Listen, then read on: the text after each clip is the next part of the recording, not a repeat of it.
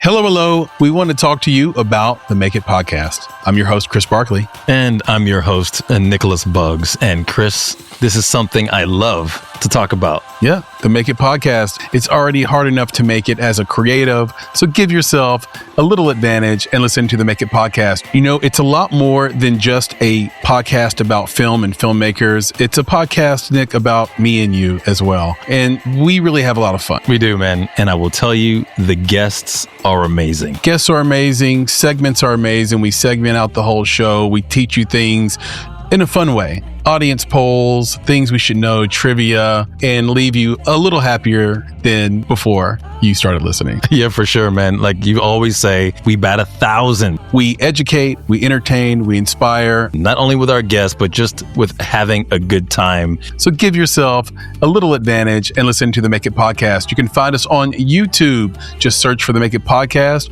or wherever you listen to podcasts. And once you're there, be sure to subscribe, rate, and review. Yeah, man, for sure. And as we always say, come to the Make It podcast where you can be better, be creative, be engaged. And thank you for listening, guys. My youngest, she's gotten into like old 2000s like kid sitcoms, and then she'll be like, what's this person look like now? And I'll be like, well, they're 35. Here's what they look like, you know. Welcome to Story and Craft. Now, here's your host, Mark Preston. All right, here we are back again, another episode, and I am so glad to have you here with me. I appreciate you coming back by. And if this is the first time you've checked out Story and Craft, well, doggone it, thank you for checking in. Today we're getting into the weeds, getting into how the sausage is made when it comes to creating television, speaking with producer and writer Joel Church Cooper. He has collaborated with the likes of Seth Rogen and Evan Goldberg on the show Future Man, also Undateable. He has written and created Brockmire with the great Hank Azaria. Right now, though, he created and is a writer on the show Going Dutch on Fox with Dennis Leary. It is a great conversation where we get a little behind the curtain look at what goes into making TV and film. It's a very cool conversation again. And of course, I always ask a little favor. If you would, make sure to follow Story and Craft on whatever podcast app you prefer. Also, check out the show at storyandcraftpod.com. And we're getting into the whole Substack thing, and you may not even be on Substack. You may be going, I don't need another social media channel. But this is actually kind of cool. It's a great way to follow the show. You get an email every time a new episode rolls out. And of course, I'm a big supporter of independent media, and Substack is really kind of part of what's going on right now in the world of independent media. Just head to storyandcraft.substack.com. All right, so let's get into it. We're talking comedy, we're talking TV, and we're going Dutch because it's Joel Church Cooper Day right here on Story and Craft. So where are you located right now? I live in Glendale. Okay, so still in the L.A. area. Yeah. Are you originally an L.A. kid, or are you? Yeah, I'm from Northern California. I was born in Sacramento, and then I went to high school in Santa Cruz. Naturally, I have to ask, are you into surfing at all by any chance? Too big. I'm about 6'4", 270 for surfing. Santa Cruz, mostly fun, chill vibes. That's what I enjoyed about it. And I've lived in California, I went to school in UC Santa Barbara, so I've lived in California my whole life. Very good, because I seem to remember Santa Cruz being a real big surf spot. I can't remember the... It's a very big surf spot, for sure. I mean, I knew lots of kids in my class who were surfers. I just was never really taken by it. I used to live in Encinitas, in North County of San Diego. And I would meet people like, oh yeah, my teachers are totally cool. If the breaks were really good, I could just, not go to class that day or something, or show up late and the teacher would just understand, like much more understanding than my teachers in Texas would have been, but yeah. I went to school in Santa Barbara. It was definitely like going to the beach. Like if it was a Friday and the weather was good, there was just an expectation that, you wouldn't go to class. Did you go to college out that way, or did you go to college? Or? Yeah, I went to college at UC Santa Barbara, and I was a film studies major there.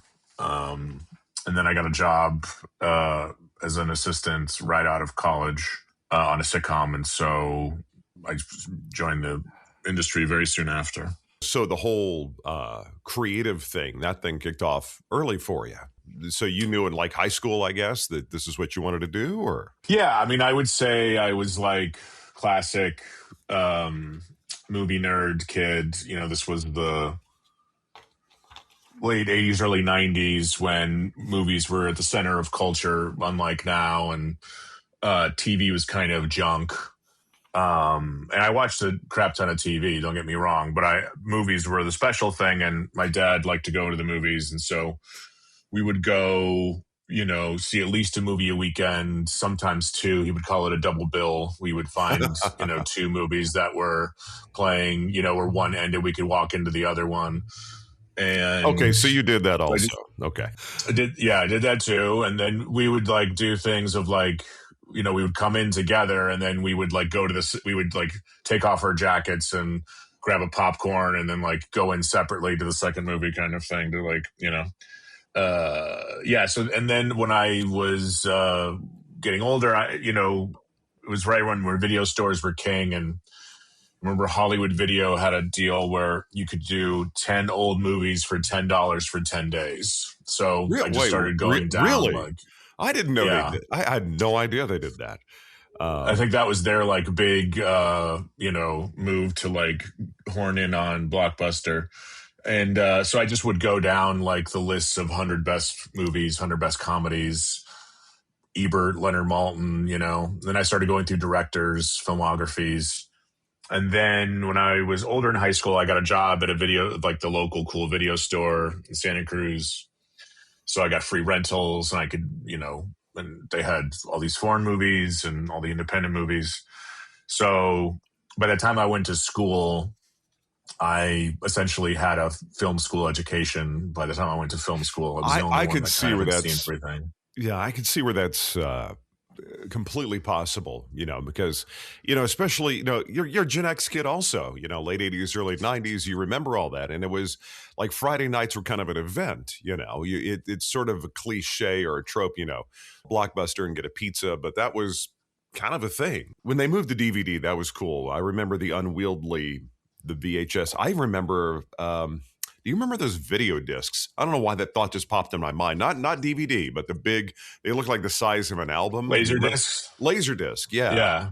Got it. My video store, I was there. So I worked at a video store in college too. So I was really, you know, somewhat the stereotypical at the time sort of film nerd.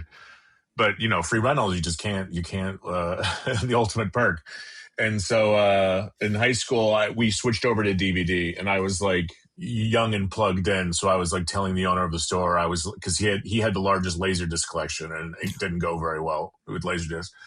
And he was like, I went on Laserdisc, and I was like, this isn't Laserdisc, man. These are, you know, this is DVD, and they have all the features, and it's so much more affordable, and the picture quality is so much better than VHS. Because, you know, I look back on, I know I'm not one of these people who has like a home theater and is like obsessed with getting the right blacks and the right sound system, and, you know, or like always having to be projected on film when I go see a movie, because growing up, I experienced most of my movie watching VHS, which is a crap, you know, system where low resolution, the screen's cut off, and sound is shit. And like, that's how I fell in love with movies. So like, I don't really, you know, the compression rate of Netflix, you know, Netflix looks like shit and other reasons, but the compression rate doesn't really bother me. Yeah, it's funny. I still remember the phrase "be kind, rewind," you know, and how they would ding you, like if you didn't rewind it, and they would sell the head cleaners. You know, I don't know why it's all popping back into my mind, but you know, you had to clean the head. I mean, I'm very nostalgic for video stores and VHS, and I was the guy who had to rewind the videos when you didn't rewind them. And we were an independent video store, and so independent video stores made money from renting porn, and we had porn tapes, and the funny thing about porn tapes is they were always like you always had to rewind them. No one ever rewound a porn tape. And there's something, you know, 99% of the people renting were men. And it's like, they would watch it until they did what they needed to do to the video, and then they would stop and they would turn the video in. And I always would joke that, like, if you rewind 45 seconds, you could see the moment that, like, they were excited to finish. And then, and then also when we would see it was a porn video being dropped in, we would, like, put a glove on and, like, clean it, because the odds of, like, them completing the task, going to wash their hands, then getting the video was probably a very hotel remote control vibe going on there. Yeah. Yes. The nostalgia of that. It's naturally my kids. My oldest is 23. My youngest is 20.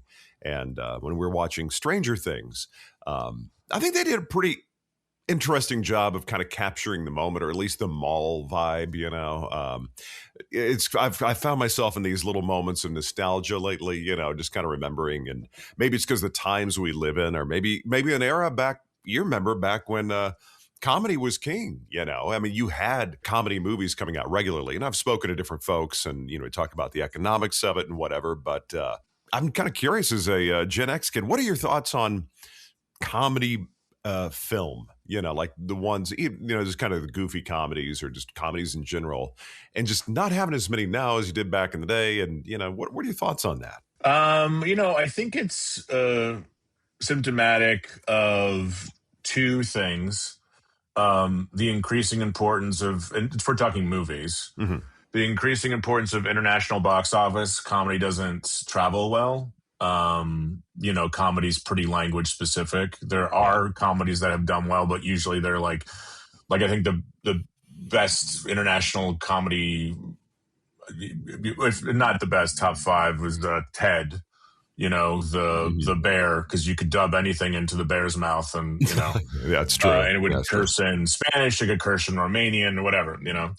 So animation, comedy translates very well, obviously, because you can just report the language in. But sort of all the comedies that we loved in the 80s and 90s didn't necessarily translate in this layer action comedies, and that's where all screen comedy has kind of gone, one of those reasons, because of that. But I also think the second main reason is, a splinting of the monoculture into, 1,000 different mini cultures.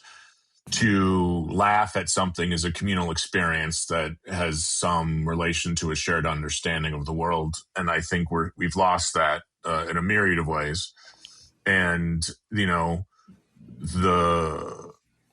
the feeling of going to a crowd and laughing with a crowd and feeling something in unison is not something that our culture really seems to be aspiring to at the moment. I think it speaks to division, but I also just think it speaks to just the fragmentary nature of a 25. No, I guess now we're probably 35 years into, like, the internet becoming, the main medium through which we seek entertainment. And it's just hard to compete with, whatever micro interest you have. You can find 100 people that are into that you can talk to. So going to a theater and having that communal experience doesn't, work as well. And comedy on TV has kind of gone away too. And, but at the same time, comedy on front-facing comedy on Instagram, on TikTok is, arguably the most popular format of social media. So it's not like people don't want to laugh anymore.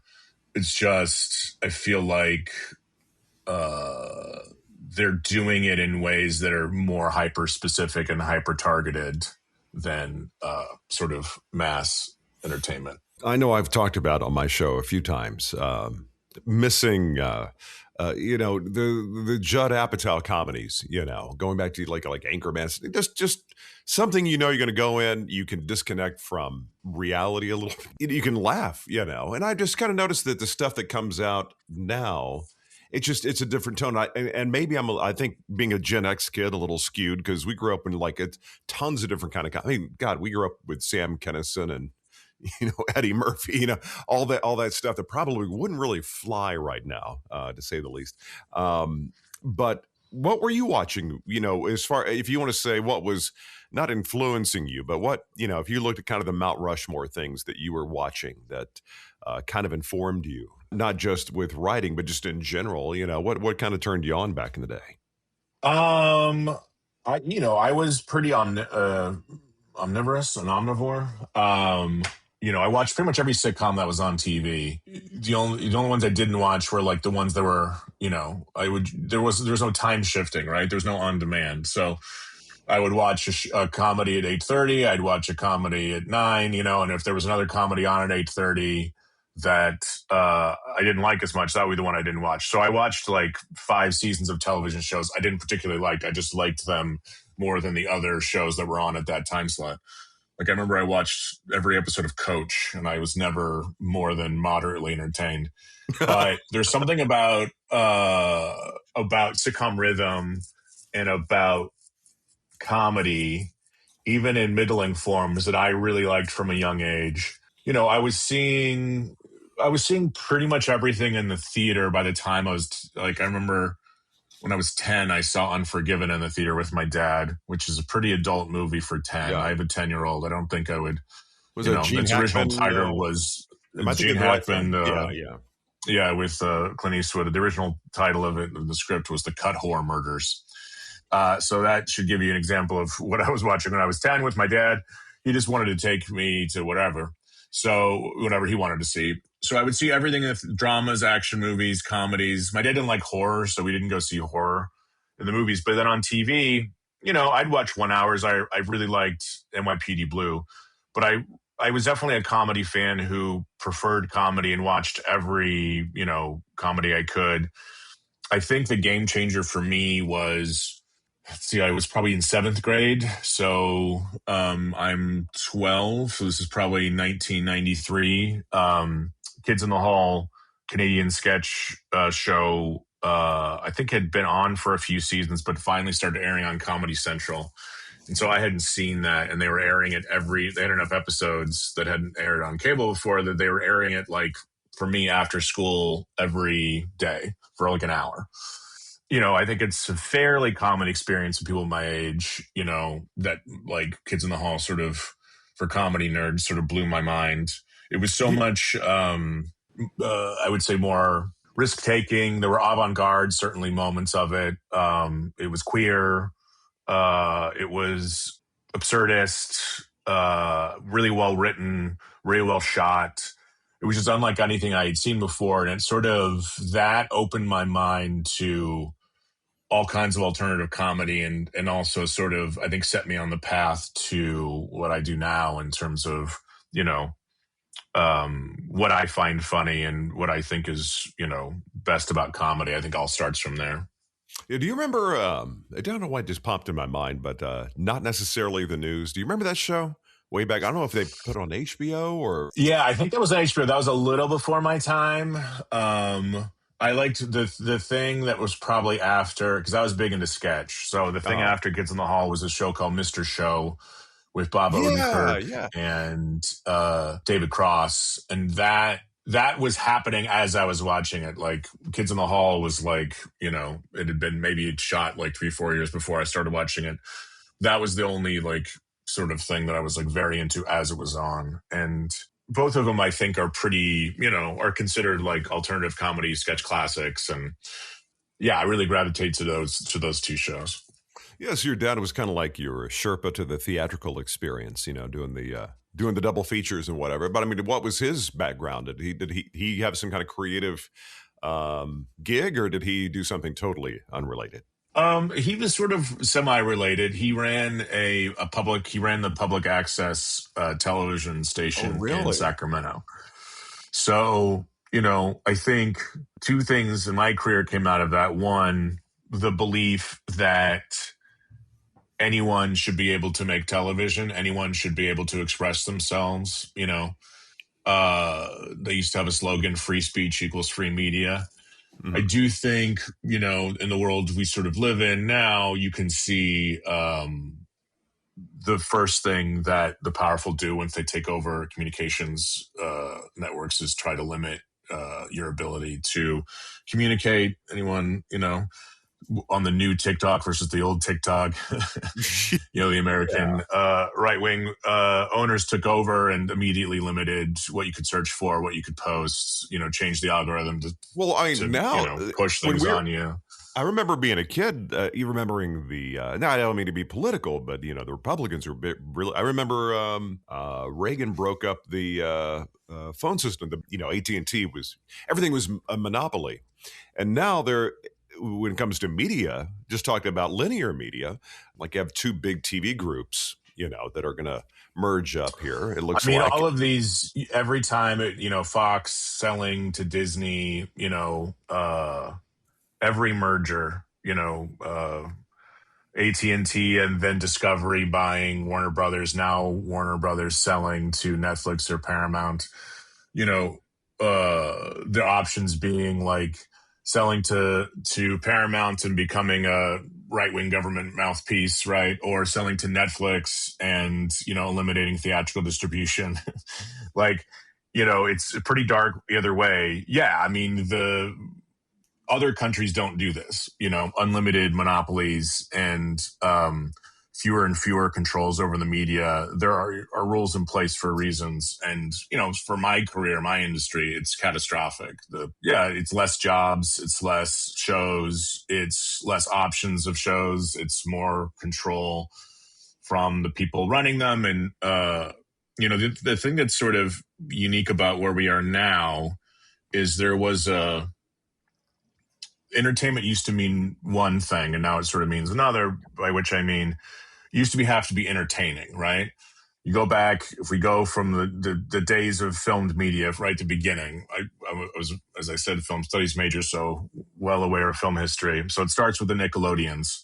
You go to a hall, they have a little movie playing, you put a nickel in, you look at it, and then it plays like a 90-second, 2-minute clip of film. It's train going through the station. It's a picturesque view of Moscow. It's two people. The kiss was a famous one of like two people kissing, So that starts of then they start projecting on a screen. Then they start doing crowds to make more money.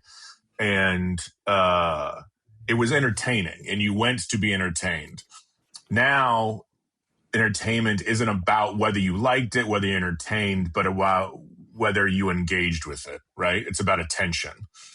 It's gone from interest to attention, because you can give something attention that you have no interest in or not really particularly engaged. Yeah.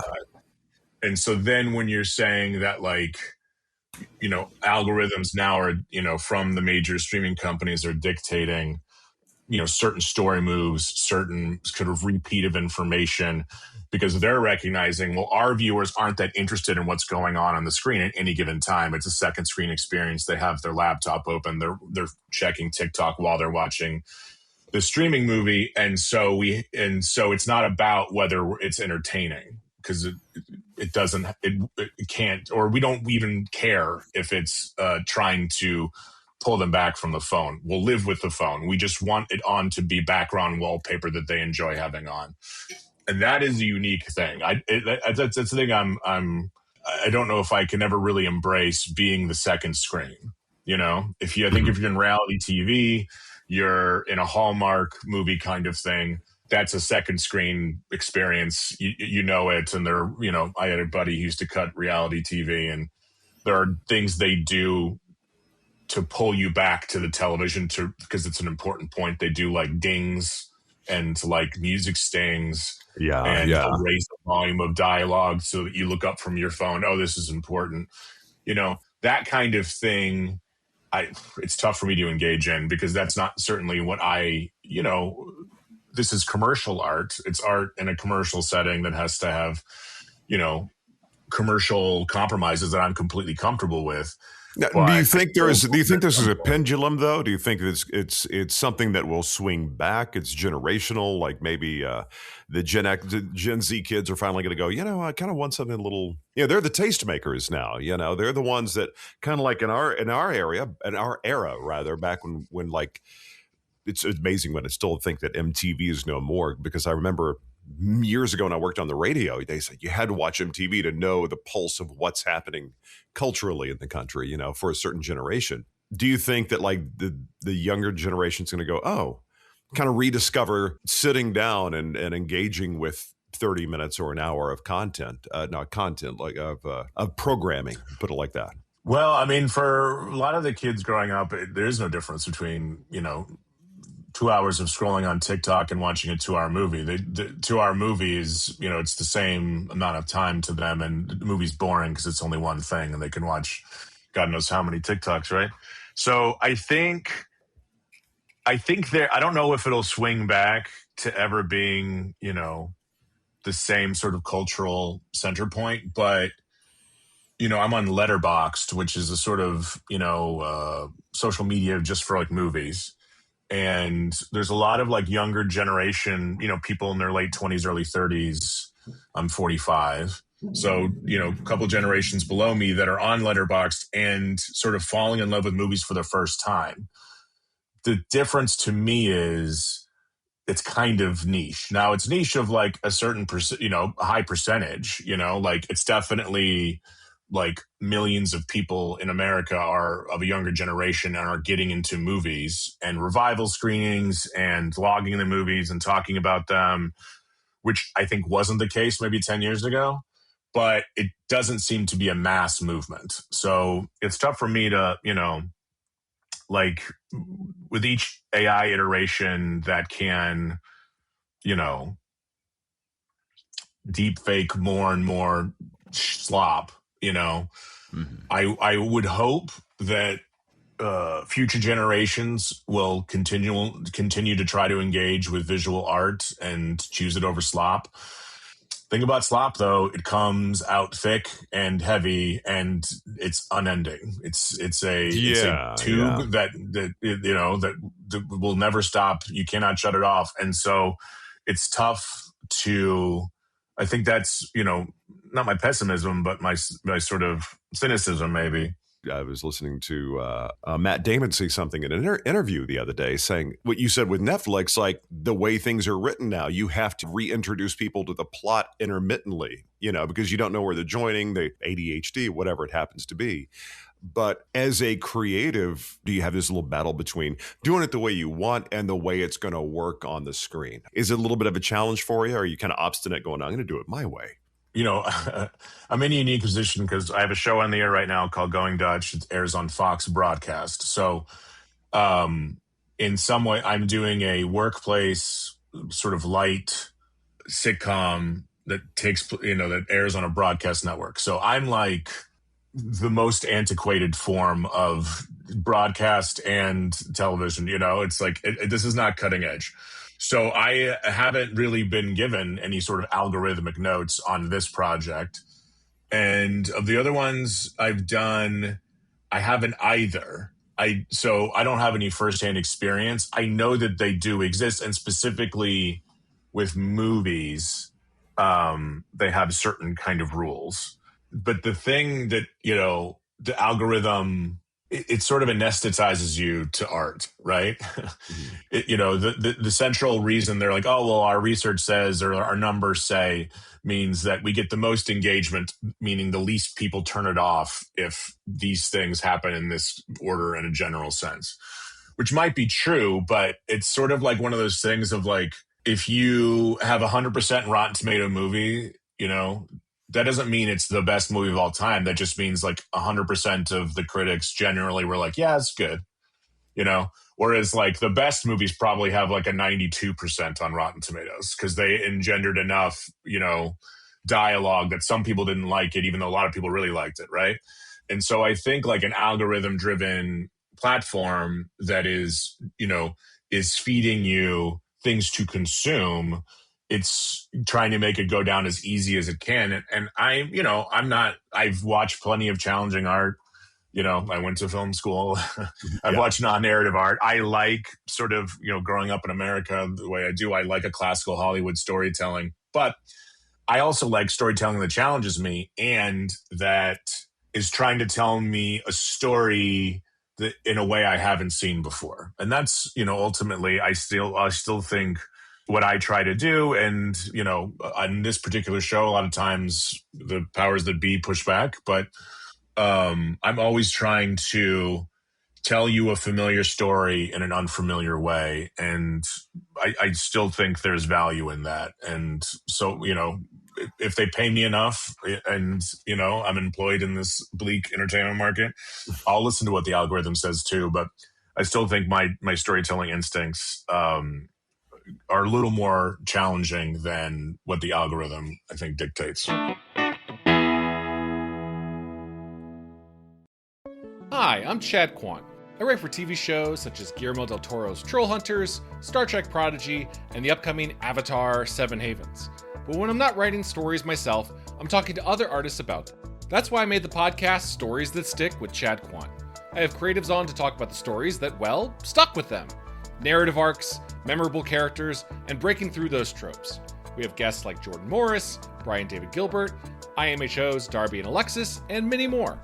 And we got a wide gamut of stories across film and TV, comics, and we even talk about the legendary 1998 wrestling match when The Undertaker threw Mankind off Hell in a Cell and plummeted 16 feet through an announcer's table. That too is a story.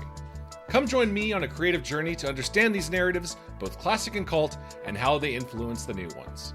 That's on Stories That Stick with Chad Quant, available where all fine podcasts are found. Right now, what is it that that you're like, okay, they're doing it right. I really enjoy this. What's out there right now that's kind of on your, I don't want to say your DVR, because I don't know if anybody really, DVRs are a thing, but. Yeah, everything's on demand. What am I into now? A friend of mine created the show Wonder Man that's on Disney Plus. It's like a Marvel show that's like a very unique Marvel show because it's mostly about two sad middle-aged actors, one of them who accidentally has superpowers. I'm enjoying that. I think that's very fun.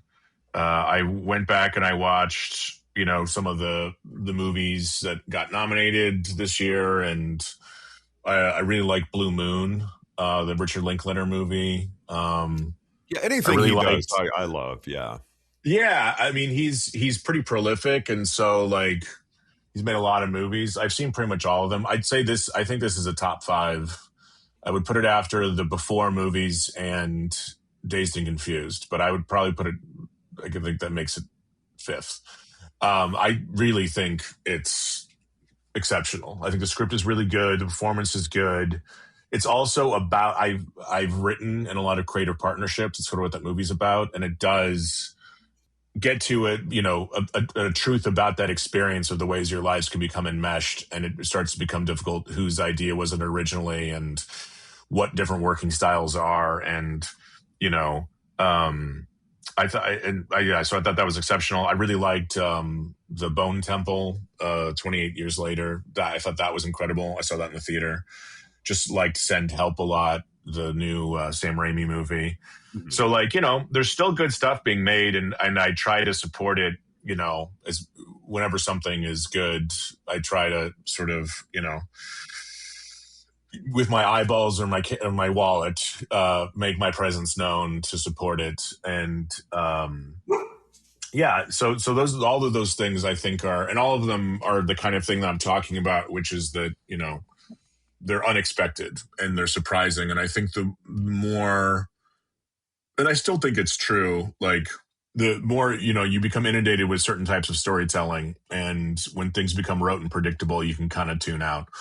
And so I'm just a big fan of, I just took my youngest, I live near a place called Vidiot's, which they do it's a repertory house. So they'll play older movies. And as I said, growing up, a lot of my first time experiences watching things were VHS DVDs I rented from them, so things like I had never seen Alien on the big screen or Thief on the big screen. So that's movies. What this is. They kind of bring back older movies and get them up on the big screen. That's cool. Yes, and they do cool programming, and they do themes, and they'll do Rob Reiner passed. They've been doing Rob Reiner movies, and so they did a screening at 4:00, right after school, for Princess Bride.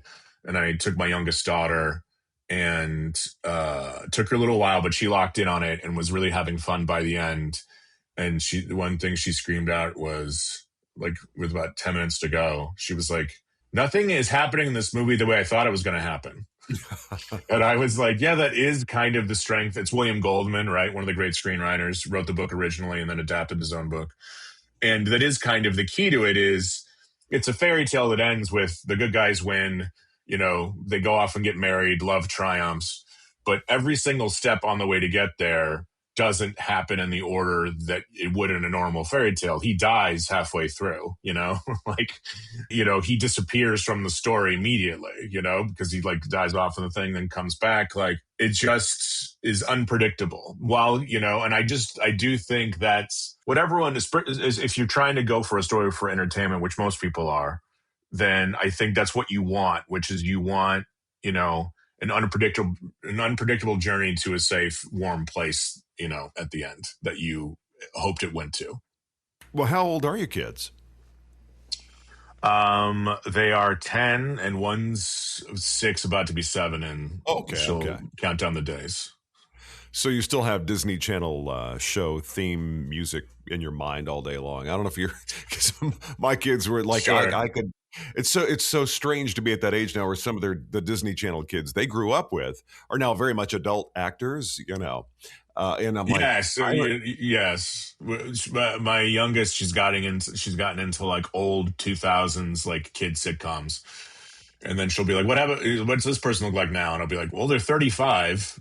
Here's what they look like, Yeah, but they love the thing, my victory as a parent is they both like going to the movies. They both like watching TV, which, back in my day, it was like, oh, TV's going to rot your brain. Well, now we know what true brain rot is, and it's the YouTube algorithm, and it's social media, nonstop streaming. Actual television with storytelling is much better, So there was a while where they would, I have screen time on all their devices, and they'd be like, I don't watch YouTube. And I'm like, no more YouTube. And I was like, you can watch wherever you want as long as it has a story. It's funny you mentioned YouTube because I think they're doing it for adults too. I think it's not just the kids that can kind of get wrapped up in the algorithm, because I'm a big fan of independent media. I mean, what we were just talking about before with the corporations and all that. I mean, I'm trying to support that.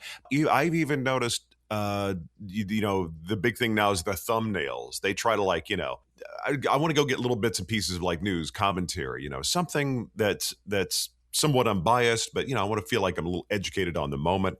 But you look at the way they try to pull you in, and it's almost like not a dopamine hit.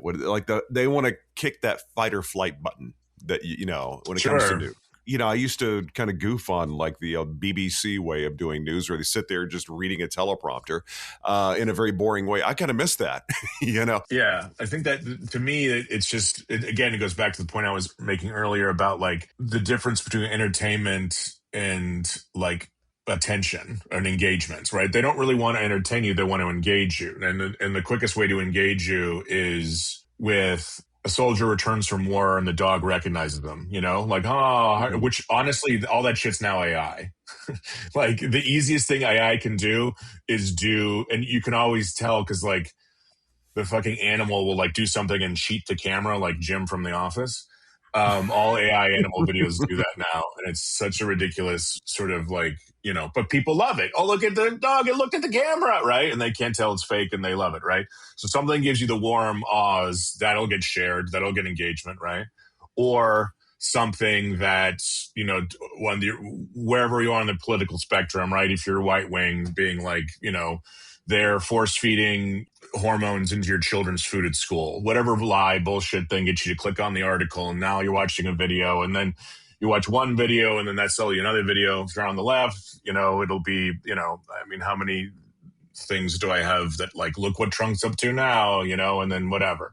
And then we're engaged in that sort of, and then you have that moment where you go, how long have I been watching this? Like, why am I still watching this? You ever have that moment and go like, well, I've just been sitting here watching, and it's a daisy chain effect. Yeah, like, well, that's where they call it doom scrolling. I do think there's there will be a movement away from, I've told my oldest that like, you're not going to be on social media till, late high school. Yeah. Like, I think we'll look back on like giving children social media in 20 years and be like, giving a 10-year-old a cigarette, like I can't agree or more, in yeah. my generation, unfiltered access to Coca-Cola products, like when my kids go now, like, so you guys just drink caffeine soda? I was like, all day long. That's all we did. Sugar and caffeine. Yeah. I think that'll be what social media is in the future, because it just is like, it's just not good for kids to have. And the doom scrolling. And I think even my kids, like, they get annoyed by the screen time. But my oldest sees the point of it, that like, and it helps that like I put an app blocker on my phone. I give myself screen time, because that sort of 2-hour, 3-hour time suck where it's 8:00 and you start checking reels on your phone, and all of a sudden you're getting tired and you're ready to go to bed, and where did the night go?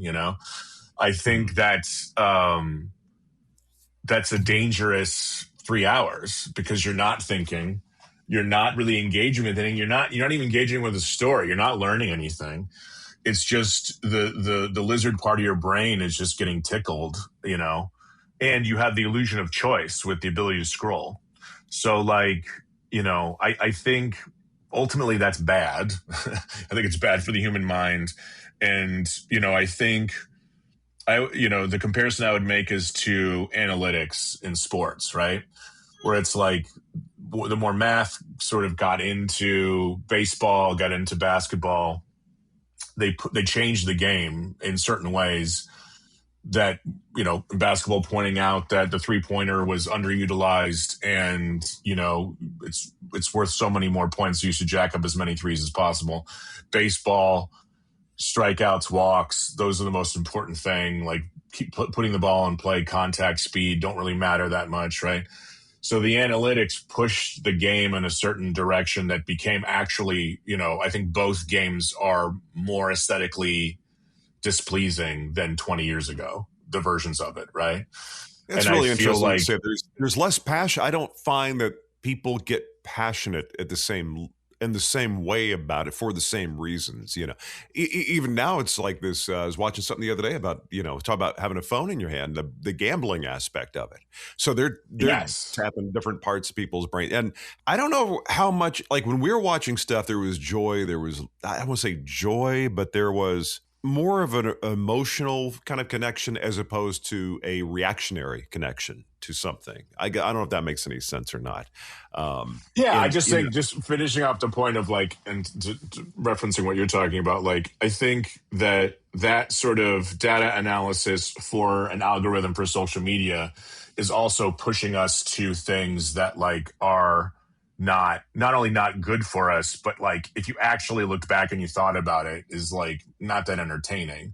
It's just addictive, and there's just so much of it, And so I think that like, the danger is we're pushing entertainment to a place of it's Cool Whip, it's like it's all empty calories that have no actual value at all, but it tastes good, and you can have as much of it as you want, right? And I don't, it might be the sort of internet streaming companies, that's their prerogative. I do think like, I don't know if it'll be we were talking about if it'll switch back, but I do think there will be in the future a large percentage of people that will reject this. And there's a thing called the dead internet theory, which seems to be coming true, which is essentially like the internet is becoming more and more broken and more false, with all these fake videos. Yeah. And so at a certain point, if you cannot believe anything you see on your phone, why would you engage with it to the same degree? If influencers, if sports, if I don't know if this clip is real or if it's not, like, why do we want to live in a world of pretend online?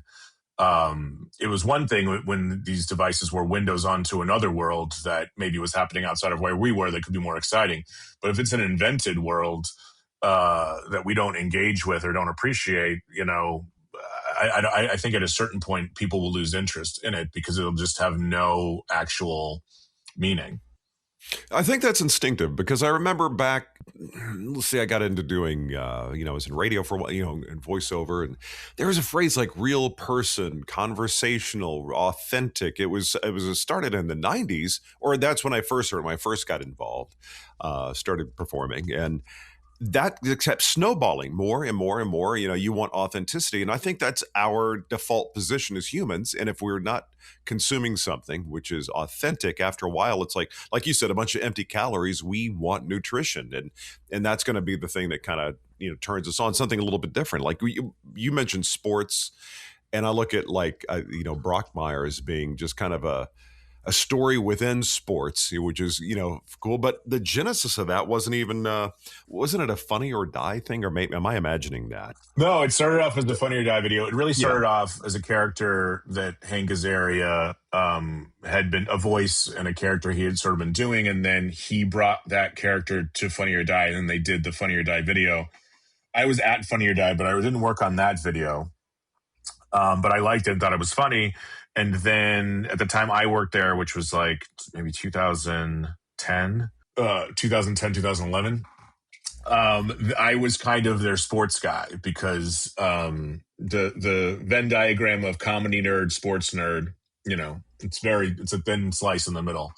Yeah. So there wasn't a lot of guys that, love sketch and comedy like I did that also could write for any of the major sports. And so I started doing I did stuff for the NFL Network. I did stuff for TBS playoff baseball. Whenever they would come to Funny or Die for sports, I started, working with professional athletes, which was cool. And one of the things that we worked on was a series of appearances with Hank Azaria as Brockmire. And I sort of instantly felt at home in the character because I'd grown up listening to baseball on the radio and knew these guys, knew the Bob Uecker, knew, Marty Brenneman in Cincinnati, knew,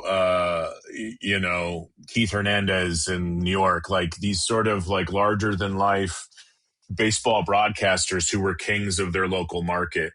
And I thought there was a lot of comedy in, the way they would do these digressions, because as sort of people who know baseball, they know that in any 3-hour game, I think there's 17 minutes of actual gameplay, maybe less.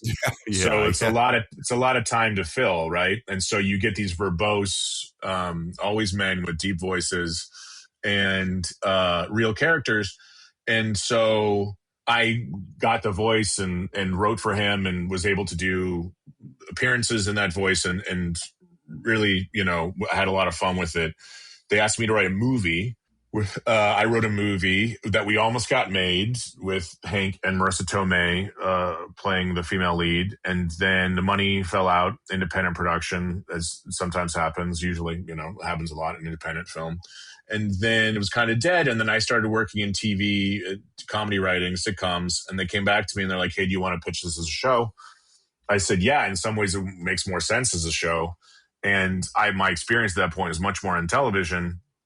And it was really at a unique time. It was like 2015.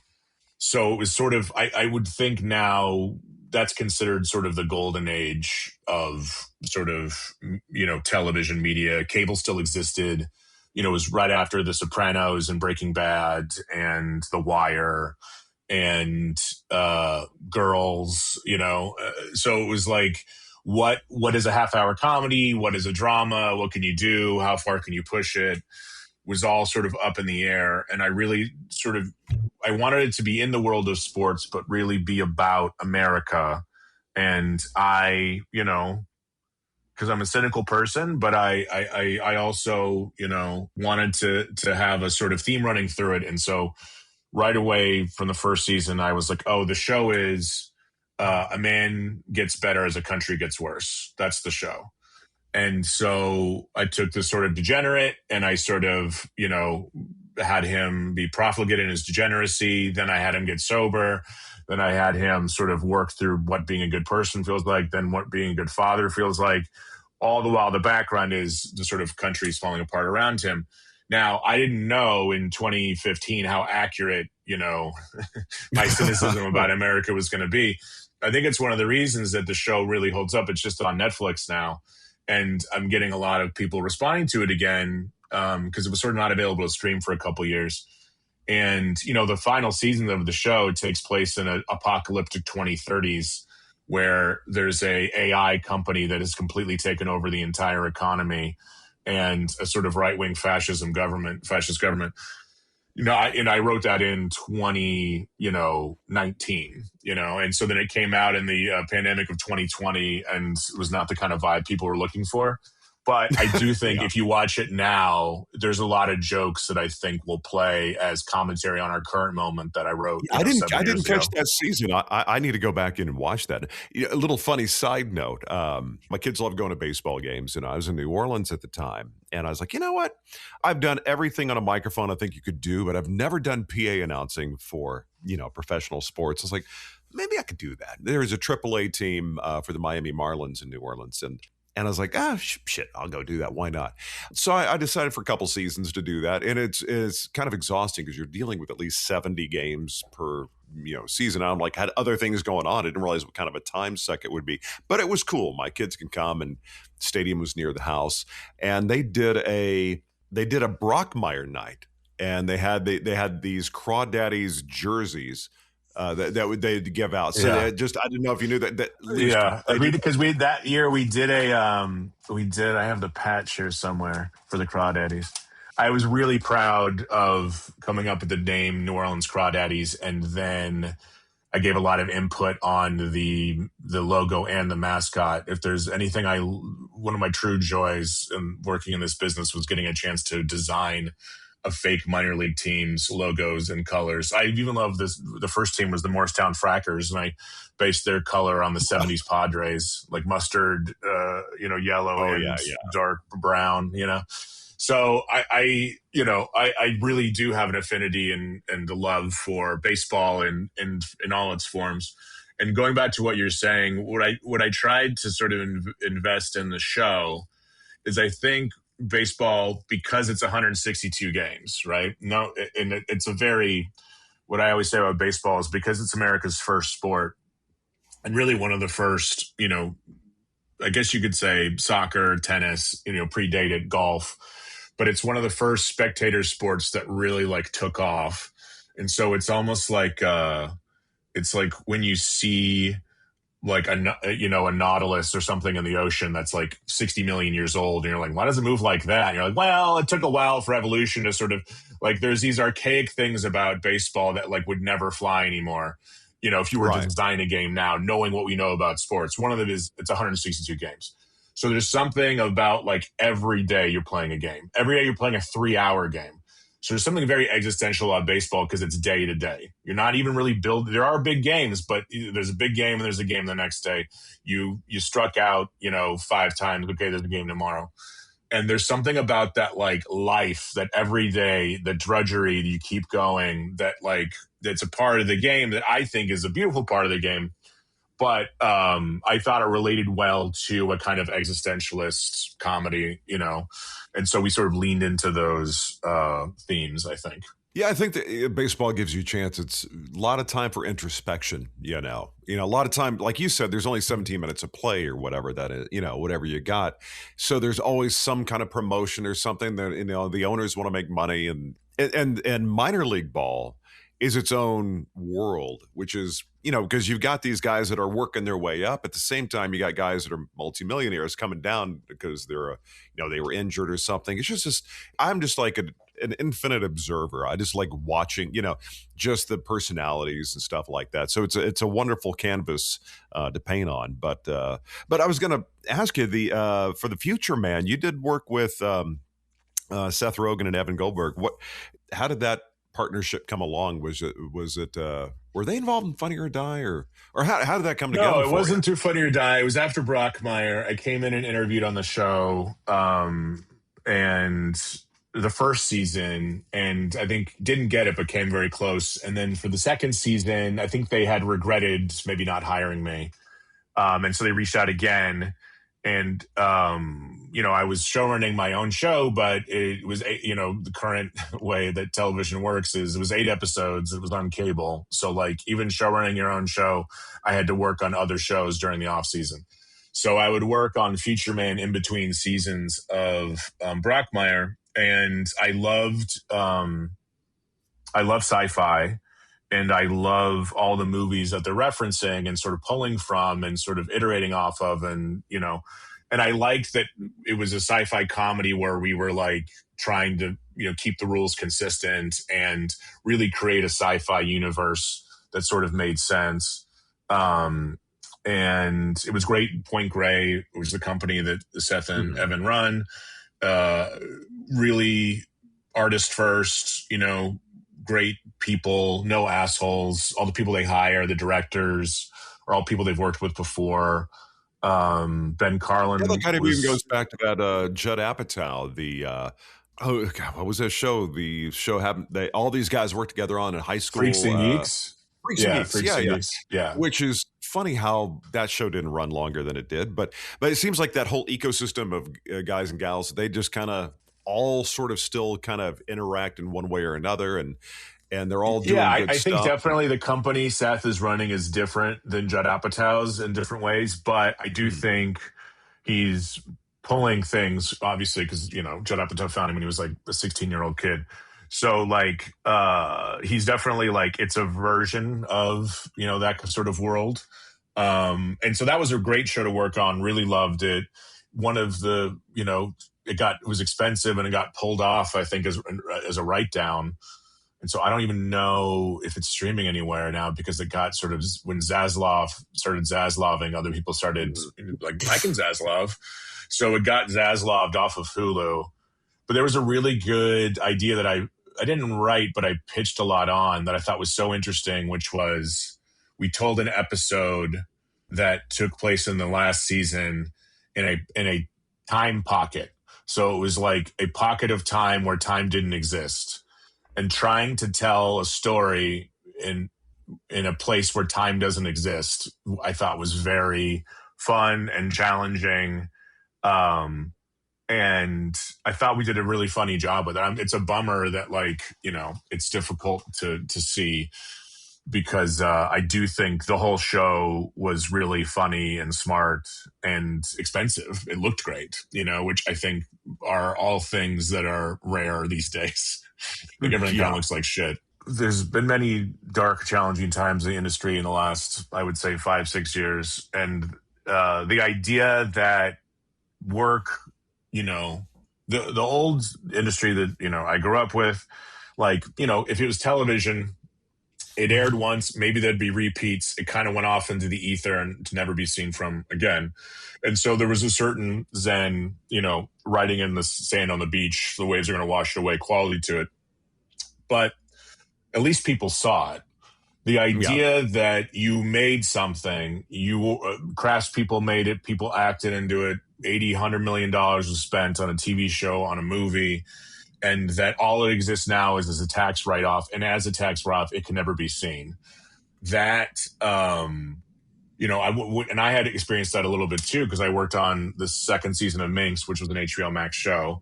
Zaslav was Zaslaving, and he was killing things left and right. And I was like, oh, he's going to kill this show. It's expensive. It doesn't fit in with what he wants. HBO Max, to me, they don't own it. So there's all these reasons it doesn't make sense if he's going to fuck with things. But we were in the writer's room, so I'm like, we had guaranteed contracts. So I'm like, they're probably going to just pay us out and just cancel it and we'll never go into production. Well, we went into production. I was like, great. Wrote a season that I was really proud of, looked great, very fun, very good show. And then production was wrapping like first week in January, last week in December, they canceled it, and they let the show go on, not because they wanted to see it, but because they wanted a bigger tax write-off. So they didn't cancel it in the beginning because they wanted to let it go and, so they could take a bigger write-down on it. We eventually sold it to, the season was complete. Lionsgate owned it. They put it on Stars. No one saw it. Now it's on Netflix. People are finally watching it. But that was a new experience for me to be like, that's going to be soul crushing. It's like being a chef and cooking, knowing there's going to throw your food in the trash. Yeah, it was very strange. And I will say that I don't think it was successful. It was successful in terms of that David Zaslav is a lot richer than he was before, but in terms of like the company's health, they never could get out from under the debt. It's not good to be known as a company who doesn't produce things. And then I would say they had a really good run of movies, and they hired really good people like Mike DeLuca. Good people meaning smart and good taste. And he did a string of hits this year, and then they sold it. It sort of was treating this company as like a pump and dump, and and it was stupid, and yet Zaslav's having the last laugh from his yacht, right? Yeah. Well, I mean, one question to kind of go back to Going Dutch. How did you come up with the idea of it taking the show taking place in the Netherlands? What I mean, was that just? I don't know if any show I can think of has ever taken place in the Netherlands, like or set in the Netherlands, rather. What was how did that idea come to you? Dennis Leary was a fan of Brockmire, and we had a couple really good meetings where we really vibed. And he came to me about developing a show for him, a sitcom. And I, was in a headspace of Dennis Leary is one of our great comedic yellers. He's a blue collar guy, even after being famous for 30 years. So he's fireman. He's played a lot of cops. And I was like, oh, he hasn't played a lot of soldiers. And so I was like, well, he's so good at yelling, and we could make him like a high up guy. He's like angry, like a real American tough man. And then I was like, okay, well, if that's the character, what's the funniest place to put him? So I Googled least important U.S. Army base in world. And this base called Skinnin came up that has closed, but closed in maybe 2012. And it closed for all of the reasons we make fun of this base for. Like it didn't really have to exist for any reason. They were constantly giving it jobs for other bases that the other bases could have done. And it had the true thing about it was what it was known for was having the best bowling alley in Northern Europe. So they would have army wide German, like they would have like bowling tournaments there from the German bases because this bowling alley was better. And there was the other thing we stole from the pilot was they had a teen center, but there were no children on base. So I thought, this is funny. Like the idea of sticking this guy in this kind of purgatory where, he wants to be, MacArthur, he wants to be Patton, he wants to be on the pointed edge of the American sword being thrust into some international conflict. And instead he's stuck in the one place nothing ever happens. I thought that was funny. And then we came up with the daughter part of it to give it a little, that the reason he is sent there is as punishment because, he is estranged from his daughter and his daughter, is assigned there. And so the idea that there's a workplace comedy, smuggling in a family comedy, we sort of liked. And, that's the way we came up with it. And then Fox was looking for a show for him and wanted something that was to air after Animal Control, which is another sort of wacky workplace comedy. Mm-hmm. So we had an idea that it would fit in with what they were looking for, and we were right. And, it's a very fun show to make. We shoot in Ireland, which was unique and interesting. And another statement of where we currently are in the entertainment industry. I'm shooting an American sitcom in Ireland. But the show, as you said, is based in the Netherlands.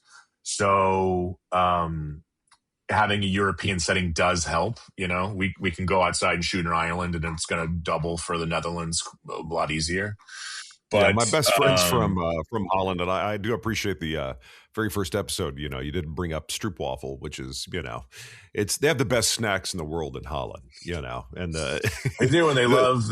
I forget the name of it, but it's like they love a happy hours, the bitterballen. They love it. Yeah. They love a happy hour snack that is like sort of a cultural thing of like you going with your friends to the bar, cafe, and eating fried things and drinking, beer or wine from the hours of 4 to 7 is a, cultural wide thing.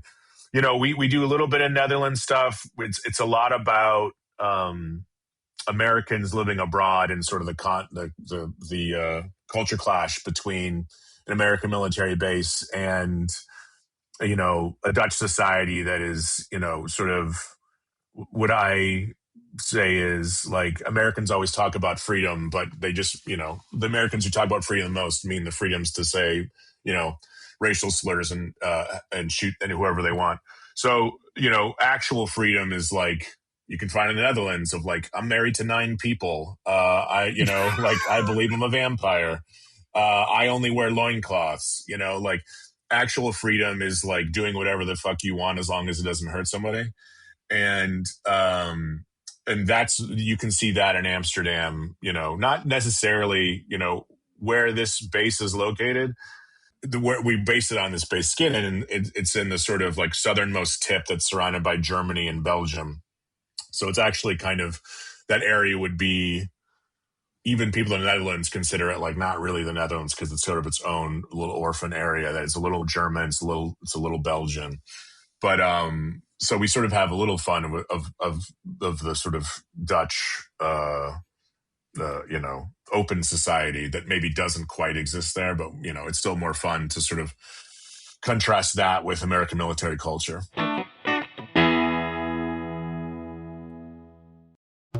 Welcome to Mulling It Over with Brandon Mole.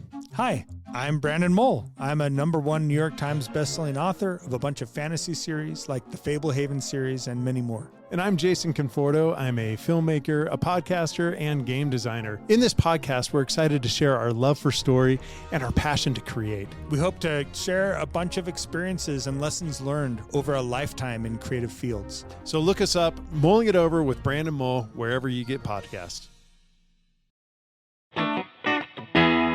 Before we get going, I got what I call my 7 questions. I kind of like throw that on the back end here, a little extra fun, just randomness. And I always talk food. When we've done that, talking about Bierballen and was it Frikandel? That's another good one in Holland. First question I ask is, what's your favorite comfort food? That thing, good day, bad day, doesn't make a difference. It just makes you feel good. It's kind of home for you. I would say the comfort food, I'm gonna bifurcate this into 2 different comforts.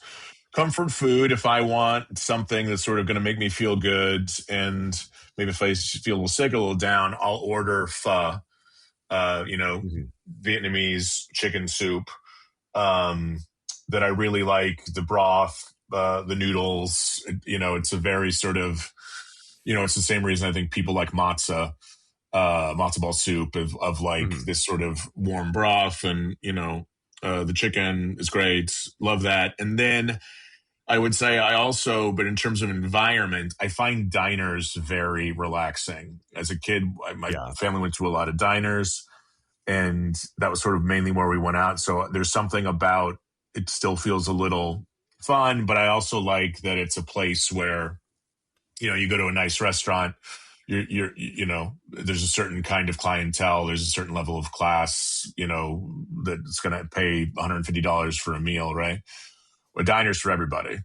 When I was shooting Brockmire in Atlanta, I used to go to the Waffle House a lot, and I really liked that the Waffle House was one. I thought the Waffle House food was quite good, and then the other thing was I was like, everybody goes to the Waffle House, like rich people, poor people.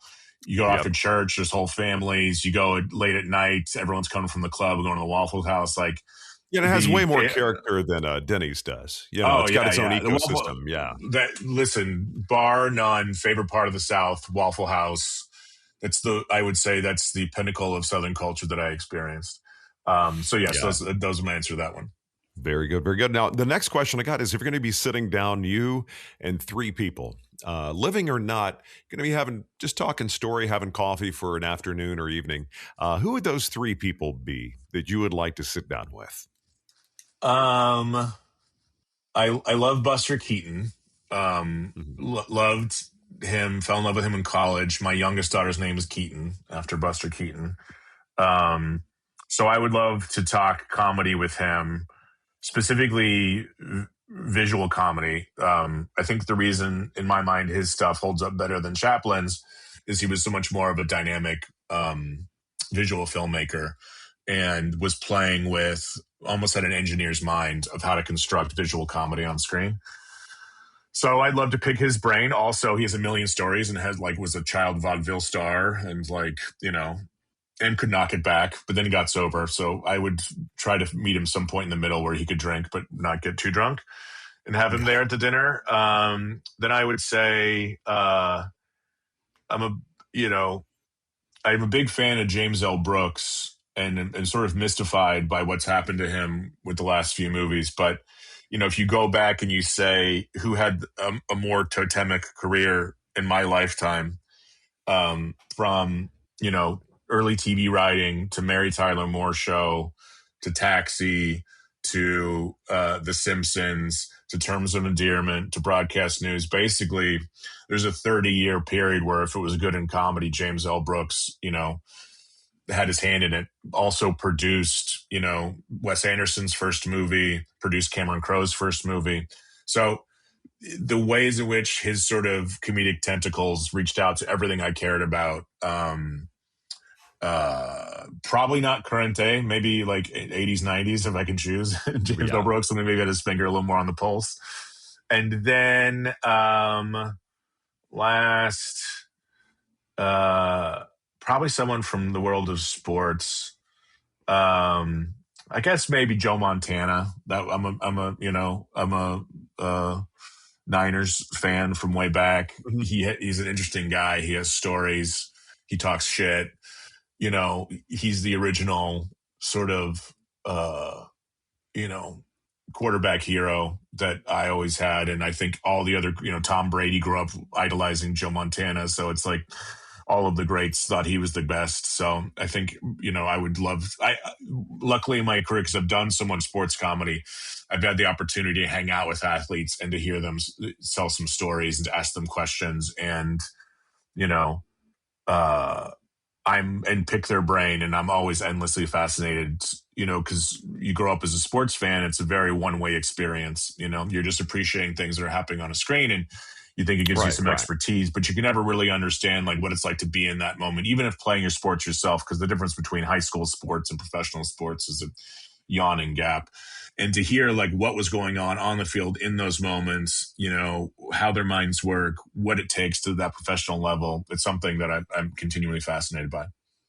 Yeah, I still would love to have, and I'm still, one of these days I still love to get Nolan Ryan on and talk with him, because I was a big baseball guy. I grew up in the Dallas area, he just, in fact, I don't know if you remember way back, I saw their real promotional item. Baseball promotional items are hilarious sometimes. If you remember when he got into that fight, Robin Ventura charged the mound, and they got they're giving they have a bloodstained jersey giveaway as one of their first promotional items for this season. Because Nolan, I guess, kept playing, but his jersey had blood on him. Like, I'll do anything to get one of those. I'm a fan of the random baseball promotional stuff, Yeah. I got bobbleheads here. My daughter plays with them. Well, next question I got is, back when you were a kid, who was your very first celebrity crush? First celebrity crush. It's weird because it was in Brockmire a lot, but I think because I was a fan of old movies, I really liked Anne Margaret a lot, and I made it sort of a joke in Brockmire that he was obsessed with Anne Margaret because it was more appropriate for Brockmire than it was for me. But like, I think like peak Anne Margaret, sort of like mid-late 60s is like the most attractive human being that's ever lived. And there's like a video of her dancing. It goes viral like every 18 months because it's the most like electrifying 90 seconds of video. It's her, I think it's a movie called like Shag or something, or like The Happening. It's like some kind of like 60s young person comedy. And she's having a party at her house and she just dances across the room and like smokes a cigarette and like dances over to like different people at a cocktail party. And it's like the coolest, sexiest, most stylish, 90 seconds of, and it's like, some of those movies can be such a cool time machine to just like, oh, this is what people were into back then. And you get to kind of like get into a generation's head, kind of in a way. Yeah, and I don't know if we watch the whole movie, if we would have found entertainment, but certainly that 90 seconds, there's a reason it keeps going around. People keep sending it to me. Like intellectual crush. The first thing I was probably, I really liked Roseanne. the show. And so I guess like I'm not crushing on Roseanne, right? I was crushing on like I loved my family was lower middle class. Like, we weren't ever in danger of, homelessness or not having food, but basically every expense beyond our basic needs had to be negotiated, right? It was and the only lower middle class family I ever saw on television was the Connors, and how shitty their couch was with like a shitty, throw, blanket. Like I had a shitty couch and I had a shitty throw blanket. And the fact that it was like their family was fucked up, my family was fucked up. But at the same time, the stories were interesting. It was always really funny. You didn't really know what was going to be one episode from the other. I was just obsessed with that show. And I think that, we just don't do it anymore. We don't really engage with class, certainly in sitcoms and comedy. And anytime I've tried to, I've gotten a lot of pushback. I don't know if there's some research that says people don't want to engage with it. I feel like people are struggling and they want to see that reality on screen absolutely. To a certain point. Because people, I'm sure you've seen the memes before when people think, what do the 80s look like? And then, the bedrooms have all neon. It's all cliche 80s stuff. But no, the 80s wood paneling, in the house, the aesthetic of the era was different than the sort of dressed up version you may see now. And that's why I think I guess Stranger Things, those guys, kind of did get it right. Yeah, you don't see shows like that now. If you do, there's sort of a cliche, version. Yeah, and I think there's certainly not an interest by the networks for it. And then I think, TV writing, you pretty quickly you're into another class where that becomes a distant memory, if you're lucky. My least favorite sitcom storyline that every sitcom has done is the stress to get your kids into the right preschool, because that's a very rich LA person fucking problem. Yeah. And I'm like, 95% of most people who have kids, their concern isn't, oh my God, they're not going to get into the right private preschool. And yet it's in every single storyline because it's a thing that like rich West Side comedy writers have sort of dealt with. And they're like, this is universal, right? Want your kid getting your kid in a country day? Hate it. Yeah. Now, the next question I got, like, if you're going to be on an exotic island, you actually want to be on, it's kind of like a resort, but no streaming. You can, you want to listen to music, you can bring one CD. You want to watch a movie, you got to bring one DVD. So one CD, one DVD. That's the only thing you can watch and listen to for the entire year that you're on the island. What would that CD and DVD be for you? I'm gonna for CD, and I'll accept box set if you want to see a box set, we'll go with that. There's a album by Brian Eno when he was still doing glam rock in the early 70s called "Here Come the Warm Jets," and I listened to it. Brian Eno got into like sort of producing and gotten an electronic sort of atmospheric, sort of stuff.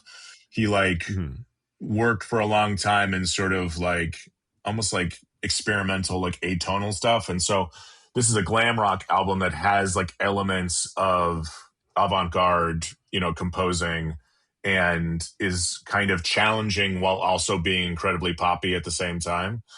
And so I actually listen to it before I start any big project, because I find it inspiring how difficult and comfortable it is at the same time to listen to. And so I always find new work with it. And I think, it's something I could listen to over and over again and still find new things in. And for movies, I'm going to slightly, I still think it counts. It answers the question for DVD, but but it's also music. It will be Stop Making Sense by the Talking Heads. And I know this for a fact would be the DVD, because at both video store jobs I had, you had to put a movie on. You had to put a movie. You always had to have a movie playing on the TV. But I was working there. People were coming in and out and in and out. And like sometimes you'd put in like a favorite movie that you wanted to have on the background. But even then, you weren't really paying attention. And then people would sometimes ask questions, which would get annoying. And I found that the best sort of vibes in the store, best thing to work to was to put on Stop Making Sense and in the video store. And so I've probably seen Stop Making Sense 500 times because I used to put it on the store, and it's so joyful and it's so wonderful, and you catch any 5 minutes of it and you're pumped and electrified. The place Vidiots I love so much. They play it like 2-3 times a year now, and it's a dance party the whole time. Like it's just a vibe that is fun and great music, really well shot. Jonathan Demme, one of the best. And so, so that would be my DVD. I love doing this because I always learn about new stuff that maybe I haven't seen before, and that's definitely one of them. Now, last couple of questions here. Perfect day. What would, from time you get up, time you go to bed, what would be the key component parts for you of a perfect day? Spend some, wake up, spend some time with my wife and kids. I really am entertained by both of them. And then maybe we go out and do something, and I convince them to go see a movie, and we go see a movie that they really like, and then we talk about it afterwards.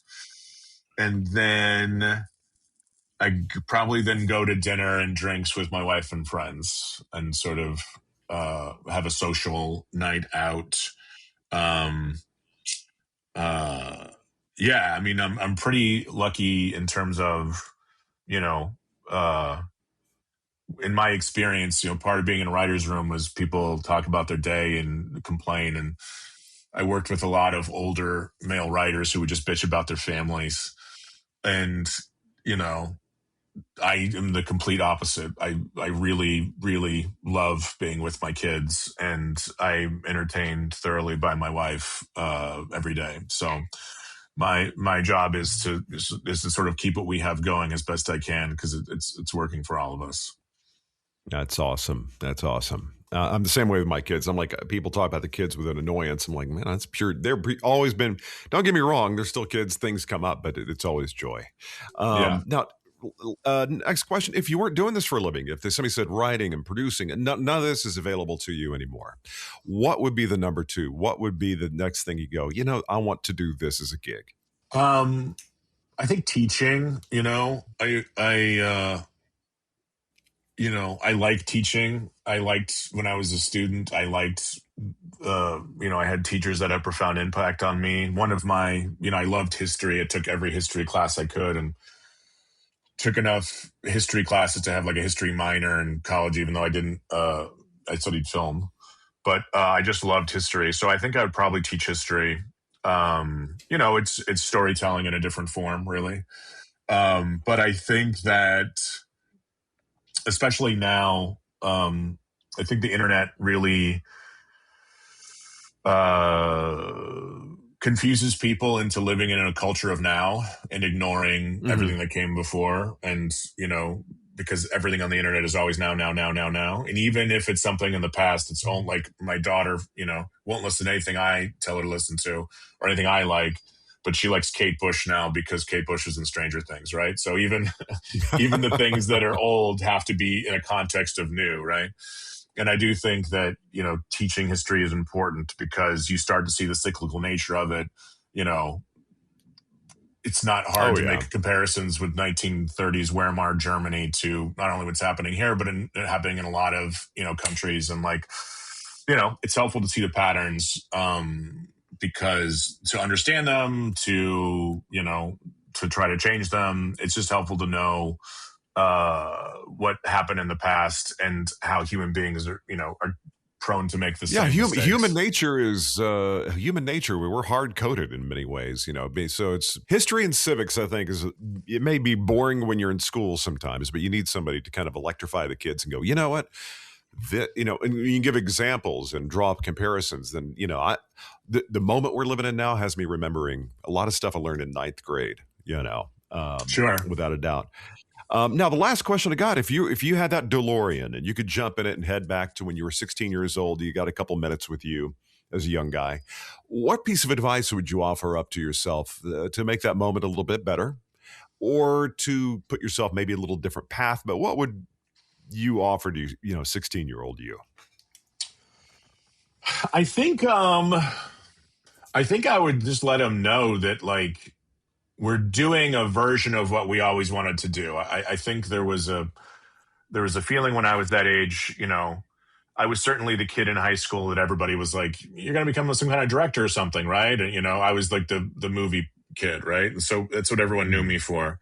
But it was also like, there's lots of people who wanted to do things, in the entertainment industry that worked at video stores and then never did shit, right? And so the fear was I was going to be that guy.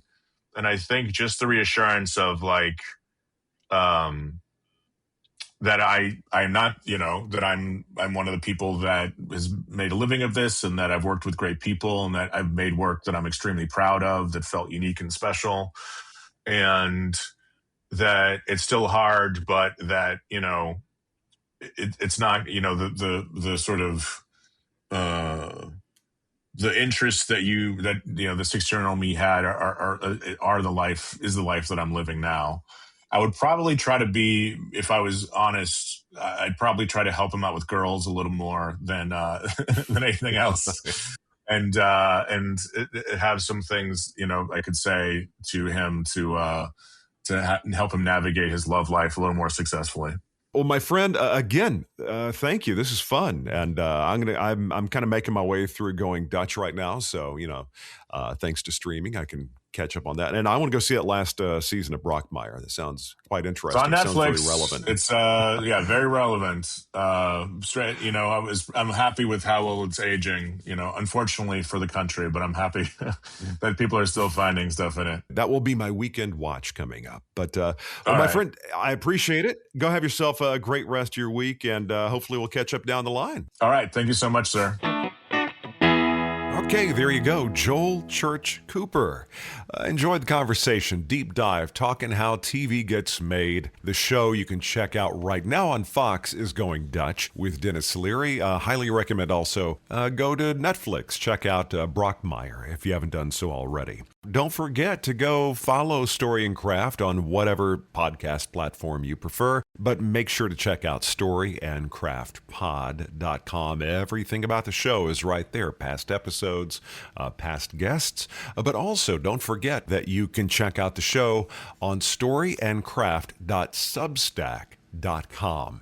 Big fan of Substack, big fan of independent media. I really like the way it's wired up. Every time a new episode comes out, you get an email, get a notification on your app. Got that, got the website, and got your podcast app. So follow. It helps folks to find Story and Craft, and I greatly appreciate your support, more than you know. I'm going to jump on out of here. Dinner time. My youngest, Emma, is in town. She's bartending at a beach bar because down here on South Padre Island in Texas, it's spring break. It's a little nuts. I'm going to go and watch this melee. As I always say, thank you very much for making whatever I got going on here part of what you've got going on. It does mean a lot to me. Going to be back soon with another episode, and I invite you back to check it out. And thanks so much, and we'll get together next time for another episode of Story and Craft. We'll talk to you then. That's it for this episode of Story and Craft. Join Mark next week for more conversation right here on Story and Craft. Story and Craft is a presentation of Mark Preston Productions, LLC. Executive producer is Mark Preston. Associate producer is Zachary Holden. Please rate and review Story and Craft on Apple Podcasts. Don't forget to subscribe to the show on Apple Podcasts, Spotify, or your favorite podcast app. You can subscribe to show updates and stay in the know. Just head to storyandcraftpod.com and sign up for the newsletter. I'm Emma Dillon. See you next time, and remember, keep telling your story. Come on.